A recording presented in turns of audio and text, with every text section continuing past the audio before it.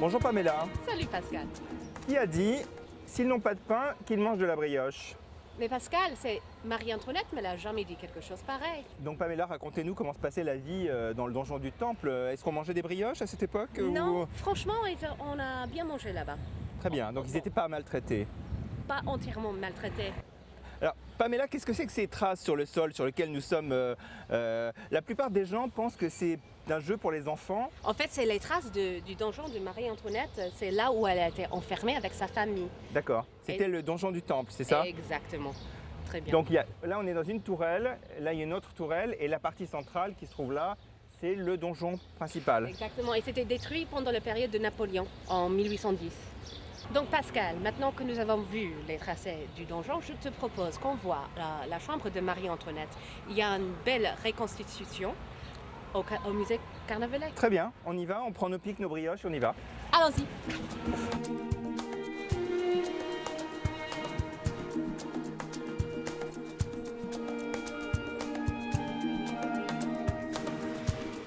Vous êtes ici dans la partie qui est consacrée à la fin de la famille royale.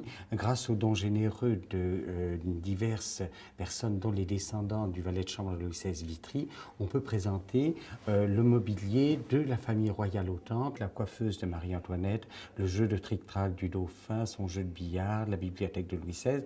Tout ça grâce aux dons généreux que nous avons eus. Et ça permet de reconstituer le cadre de vie dans lequel a vécu cette famille royale, prisonnière au temple.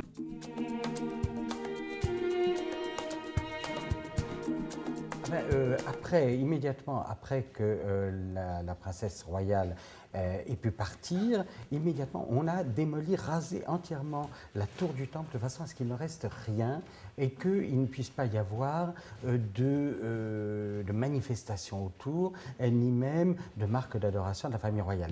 Tout a été entièrement rasé. Donc pour finir cette visite de l'hôtel Carnavalet, nous sommes maintenant sur la terrasse de ce merveilleux musée et terrasse où personne ne peut normalement pénétrer. Donc merci Pamela pour cette visite guidée, merci Jean-Marc Léry. Vous avez quelque chose à ajouter? Je ne sais pas, qu'est-ce qui se passe avec les brioches? On les mange? Oui, finalement c'est pas une mauvaise idée. Allons-y.